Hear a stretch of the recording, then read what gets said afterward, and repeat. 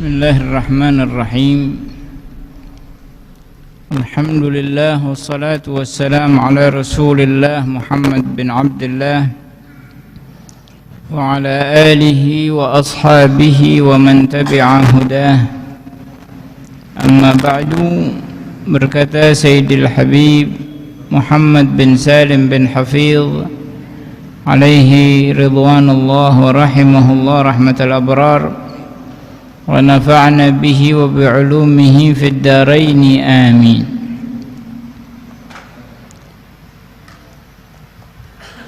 Beliau mengatakan dalam kitab Al-Miftah li Babin Nikah sampai perkataan beliau, wa in kanatil makhtubatu thayyiban, dan jika yang dilamar itu janda.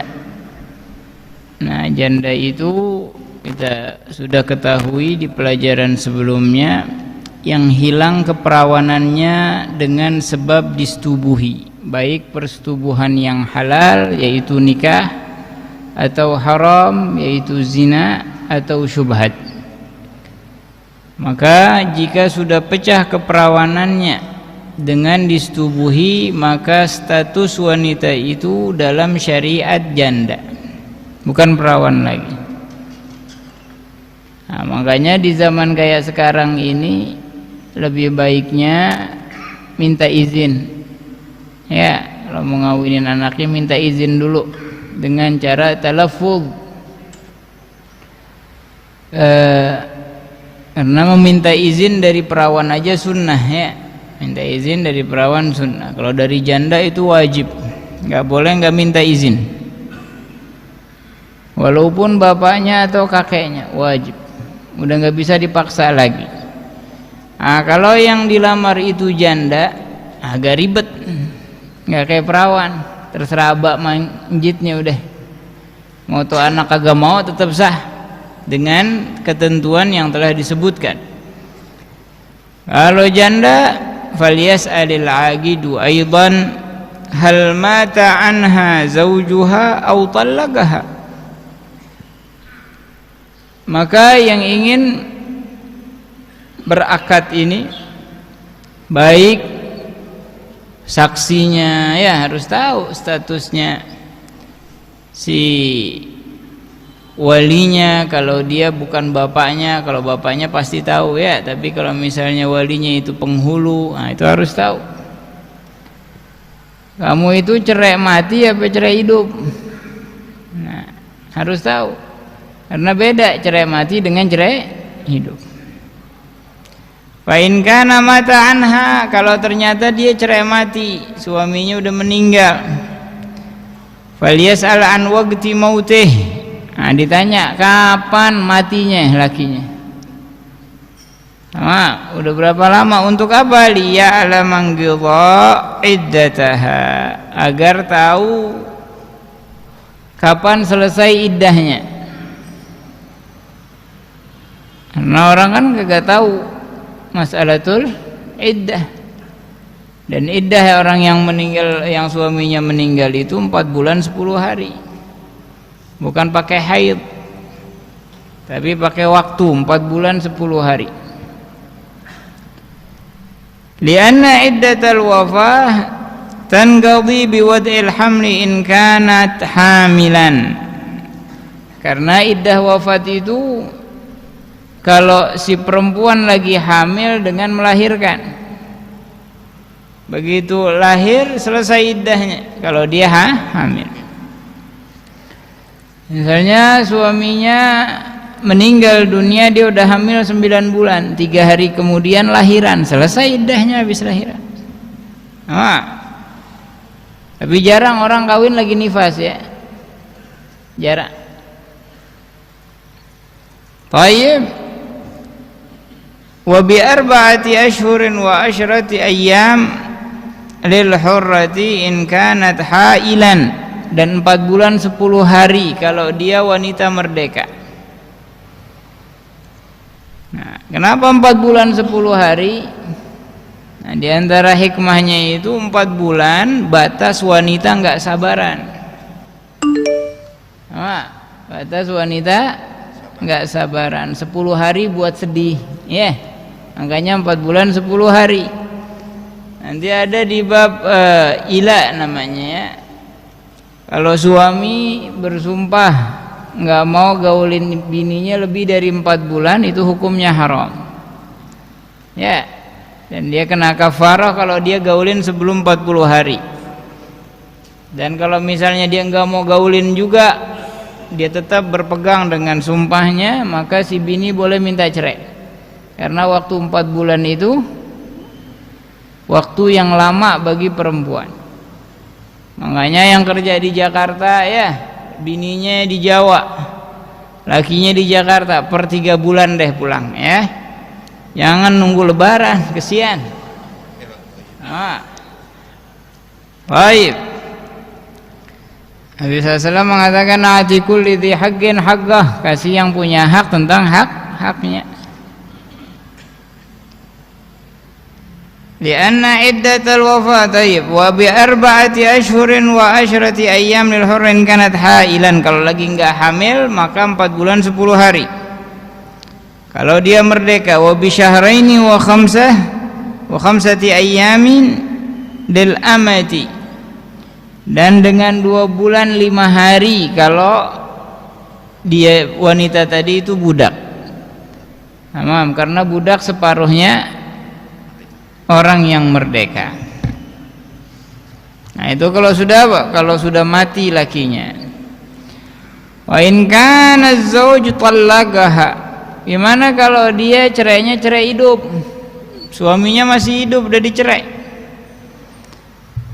Wa yanzur sighatat talaq. Pertama lihat dulu, cek dulu kalimat talaknya. Jangan udah ditalak kok, udah cerai. Udah dia nyerain dirinya. Dia kabur dari rumah.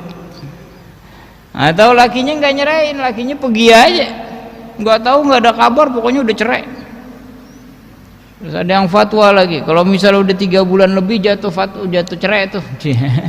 Nah, terus selagi si suami belum mengucapkan cerai, nah makanya kalau yang nikah siri nih, nah banyak kan, makanya kita mudah-mudahan pemerintah dengar nih, ya, bebasin aja anak laki kawin lagi, kasih buku.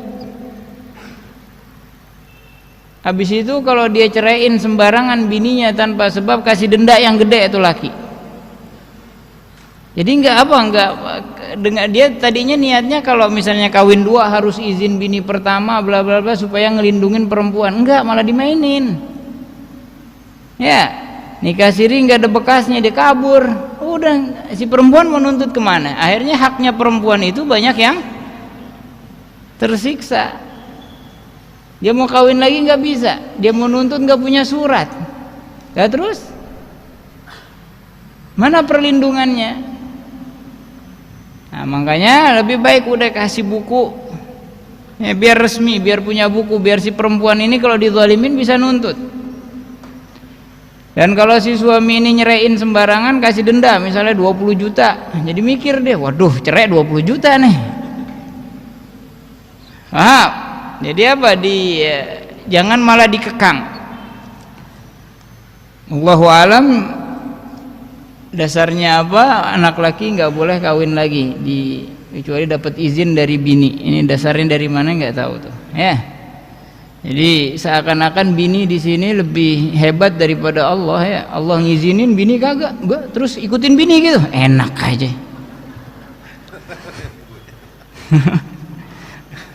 Anak laki teriaknya doang, hanya takut kepada Allah. Takut mau bini juga deh. Baik. Nah ini apa? Kalau dicerai. Nah kalau dalam syariat Islam, dia udah dicerai nih, dilihat dulu ucapan cerainya gimana. Udah ada buktinya nih, dia bilang tuh, kamu sudah saya ceraikan tuh. Nah, itu mah bukan ucapan, itu tulisan. Nah tulisan itu kinayah. Kinayah itu tergantung niatnya, waktu nulis apa maksudnya. Paham? Jadi kalimat cerai yang sharih kalau tidak diucap seperti ditulis ya atau isyarat, maka jatuhnya kinayah. Sama. Atau kalimat yang tidak sharih ya, maka jatuhnya kinayah. Misalnya laki bilang sama bininya, lo and gue n misalnya, lo gue n misalnya, nah itu cerai apa bukan? Kinayah. Maksudnya apa? N di situ cerai apa bukan? Paham? Nah itu perlu dibuktikan nanti. Nah, tapi kalau misalnya ada laki yang kayak gitu, nih laki nih penjahat emangnya, pinter gitu cari alasan. Dia habis nyerain bininya, gue ceraiin loh. Ya, denger taklim, oh berarti gue bisa bohong dong ntar. Ya kan? Bininya nanya, itu maksudnya cerai apa gimana? Enggak, aku cuman bercanda. Hah? Itu anak laki itu, hati-hati, bunglon. Cara nanyanya juga harus ngejebak. Bukan nanyanya, kamu emang udah maksudnya ceraiin saya? Jangan begitu, perempuan juga harus pinter. Ya, tanyanya gimana? Jangan dengan kalimat bertanya, tapi kalimat memastikan. Lah kamu kan udah ceraiin saya. Pasti jawaban anak laki yang bego, yang memang dia niatnya cerai kemarin, ya. Iya sih, tapi kan masih bisa. Berarti yang pertama sudah sah. Paham? Jadi dengan pertanyaan menjebak. Nah, kata Gala wa yabhathu tamam al-bahthi an sihhatihi wa nufudhi, dan dicek betul-betul tentang keabsahan kalimat tersebut, benar jatuh cerai apa enggak. Saya udah dicerai Pak Ustadz. Apa katanya? Dia bilang nanti kamu saya ceraiin. Lah belum cerai kan, masih nanti, bukan sekarang. Jadi setiap kalimat itu punya arti. Jelas ya? Pulang sana kamu ke rumah orang tua lo. Cerai bukan? Belum pasti. Itu kinayah namanya. Nah, makanya harus dipastikan betul-betul kalimat yang digunakan. Wa hal huwa khul'i aw raj'i. Nah, cerainya itu cerai khul'i atau raj'i. Bainunatus sughra atau bainunatul kubra. Sama. Dicek dulu, kalau khul'i ini nggak bisa rujuk kecuali setelah akad baru. Sama bainuna atau ghair bainuna. Kalau bainuna maka tidak bisa rujuk kecuali dengan akad baru. Tapi kalau ghair bainuna yaitu raj'i masih bisa rujuk. Nah, dipastiin lagi udah dirujuk belum sama lakinya. Dulu sih dia bilang mau rujuk saya Ustadz, dia bilang kamu saya rujuk, tapi saya nggak mau. Lah udah rujuk itu namanya. Anak laki juga jangan bego, kalau mau rujuk bininya jangan nanya. Ya, udah cerai nyesel dia, kesian anak-anak, kesian ini. Jangan ngomongnya, jangan nanya sama perempuan. Kita rujuk yuk. Enggak. Anu udah usaha pengen rujuk, tapi lo kagak rujuk itu namanya. Jangan nanya, tapi langsung apa? Tanfidz, memastikan kamu saya rujuk, selesai. Dia nggak bisa nolak. Si perempuan bilang gua nggak mau, tetap nggak bisa. Paham? Wa hal dakhala biha az-zawj al-awwal aula. Nah, diceraiin tuh udah digaulin apa belum? Ya. Yang tahu si perempuannya udah digaulin atau belum. Kalau udah digaulin ada iddahnya, kalau belum digaulin nggak ada iddahnya. Ribet nggak kawin sama janda? Ribet kan? Makanya jangan jadi janda, ya. Mau dikawinin lagi ribet, ya. Makanya orang Arab mendingan kawin sama perawan, nggak ribet. Sama. Kalau janda ntar ada aja. Belum lagi kalau bercerainya gara-gara berantem.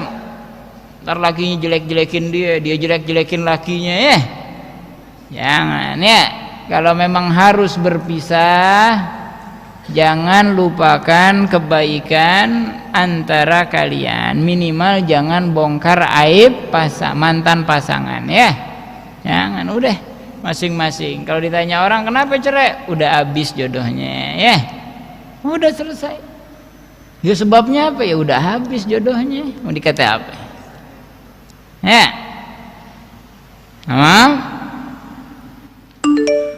Wa idza dakhala biha falyas'al an iddatiha. Kalau udah digaulin ditanyain kapan iddahnya. Wa hal hiya min zawatil agra am min zawati syuhur. Tanya juga dianya masih haid apa udah enggak, udah menopause. Ya ada, masih muda udah enggak haid ada. Ada wanita yang kagak haid sama sekali, ada. Jadi tanya haid apa enggak. Kalau haid maka dengan iddahnya 3 kali suci ya. Kalau misalnya tidak haid maka iddahnya 3 bulan, enggak pakai 10 hari ya. Jadi enggak ada iddah perempuan itu 3 bulan 10 hari, enggak ada. Tapi di Indonesia kesebarnya begitu ya. Kalau orang cerai iddahnya berapa? 3 bulan 10 hari. 10 hari dari mana itu? Jadi iddah perempuan yang dicerai itu ya imma kalau dia masih haid dengan 3 kali suci dari haid. Kalau misalnya dia tidak haid maka dengan 3 bulan saja. Wabil jumlah fala yanbaghi lahu mubasharatul 'aqd hatta yatahaqqaq khuluha 'anin nikahi wal 'iddati wa sairil mawani'. Maka secara globalnya maka tidak boleh dia melangsungkan akdun nikah, enggak boleh asal-asalan kawinin janda. Udah kawin aja banyak tuh pemikiran-pemikiran aneh ya. Janda dibawa jalan ya, ntar kawin sama kiai. Nah, kiai siapa nih? Nah, nggak boleh kiai ngawinin anak orang. Yang boleh ngawinin itu tetap walinya. Walaupun janda, walaupun. Lah itu katanya ada hadis yang bilang as-sayyibu tuzawwiju nafsaha. Ya. Janda itu ngawinin dirinya sendiri. Bukan, maksudnya itu janda itu punya hak untuk menentukan siapa suaminya. Karena dalam hadis lain Nabi mengatakan la nikaha illa biwaliyin wa syahidai adlin. Enggak boleh ada pernikahan kecuali dengan wali. Nah, wali itu bapak, kakek dan seterusnya. Jadi tetap walinya bapaknya, kakeknya. Kalau enggak ada juga saudaranya, pamannya, sepupunya dan seterusnya. Kalau enggak ada juga ke wali hakim. Wali hakimnya mana? Penghulu, ke KUA minta apa? Izin ke KUA. Ternyata di KUA diperibet. Ya, karena mau jadi bini kedua harus minta apa? Izin dari bini pertama, di sidang bininya, kesian. Namanya itu apa? Bikin perang sebelum terjadi sesuatu. Baru pengen udah perang ya. Dalayan bagi. Dan ingat ya, Allah mengizinkan. Kita enggak usah persulit diri kita, perempuan khususnya. Enggak usah. Terima hukum Allah Subhanahu wa taala. Allah yang menentukan hukum dan Allah lah yang maha tahu kebutuhan makhluknya. Jadi jangan dijadikan beban, tapi jangan sok-sokan juga lakinya disuruh kawin. Lo kawin gitu sono, jangan gitu juga. Kalau kawin lakinya kawin lagi, terima hukum Allah. Karena tidak ada yang terjadi di muka bumi ini kecuali dengan ketentuan Allah. Dan ingat, suaminya kawin lagi itu berarti dia ibadah. Kalau dia diam-diam terus ketahuan, jangan marah. karena dia ibadah. Kalau dipublikasikan namanya riya. Ya, makanya kita ambil apa? Ambil jalan baiknya. Terima aja ketentuan Allah Subhanahu wa taala, dan itu hukum Allah dan itu sunnah Nabi sallallahu alaihi wasallam. Tapi juga jangan sok suci nyuruh-nyuruh lakinya kawin lagi. Kalau lu kawin lagi, woi ikhlas nggak apa-apa sono. Nah, jangan ya. Karena pada dasarnya perempuan itu nggak menerima. Nah, alhamdulillahnya hukum itu bukan ngikutin hawa nafsu. Ya, bukan mengikuti keinginan kita, tapi hukum itu mengikuti keinginan Allah Subhanahu wa ta'ala. Alhasil jangan apa? Jangan jadikan hal-hal semacam ini beban untuk kita. Enggak semua anak laki-laki berani kawin lagi. Ya. Mau sih pada mau, berani mah kagak. Ya, enggak semuanya. Jadi apa? Pokoknya apa? Berusaha jadi baik, ya, berusaha jadi baik, dan jangan berusaha menjadi sok baik kemudian melanggar Allah dan Rasulnya. Dan setiap orang memiliki ketentuannya masing-masing. Semoga Allah Subhanahu wa ta'ala menjadikan kita hamba-hambanya yang taat dan menerima keputusan Allah.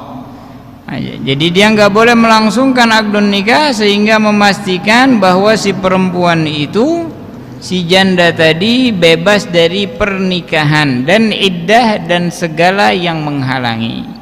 Dan disyaratkan untuk sahnya nikah kepada janda itu harus sudah baligh. Kalau jandanya belum baligh nggak boleh. Karena walaupun kan kita izin, tetap izinnya anak yang belum baligh belum dianggap. Wasti'dzanuha, dan minta izin harus dengan talaffuz, disaksikan dengan 2 saksi. Dan saksinya itu harus orang luar, bukan keluarga. Ya. Karena ini saksi yang menguntungkan. Kalau saksi menguntungkan itu tidak boleh dari keluarga. Lah kalau tuh perempuan pakai cadar gimana? Tetap panggil 2 orang asing yang sigah dan harus dibuka biar tahu betul dia ngomong. Nah, buka sebentar aja asal ngelihat kalau betul itu wajahnya orang yang mau nikah. Jangan apa? Jangan lama-lama. Ya, udah asal tahu mukanya tutup baru dia ngomong. Sama. Karena dia menjadi saksi. Bi anta'dana nutgan. Ya, dengan izin apa? Dengan dia mengizinkan secara terucap, liwaliha, untuk walinya, terhadap walinya, terhadap bapaknya, dan seterusnya, fi tazwijiha, untuk menikahkannya. Tamam? Kepada siapa? Kepada orang yang ditentukannya. Disebut, kawinkan saya dengan fulan bin fulan dengan mahar sekian tunai. Atau kalau belum ada calonnya, dia pokoknya mau dikawinin sama abahnya ngomong, leh pokoknya ane izinin abah kawinin ane sama siapa aja yang abah tunjuk. Nah, adalah bas. Sama? Kemudian ditentukan maharnya, walaupun walinya tersebut bapaknya atau kakeknya. Walaupun bapaknya atau kakeknya harus minta izin. Beda dengan perawan. Jelas? Semoga Allah Subhanahu wa ta'ala yaftah alaina wa alaikum futuhal arifin wa yafaqihna wa iyyakum fid din wa yu'allimna wa iyyakum ta'wil wa yahdina wa iyyakum ila sawa'is sabil.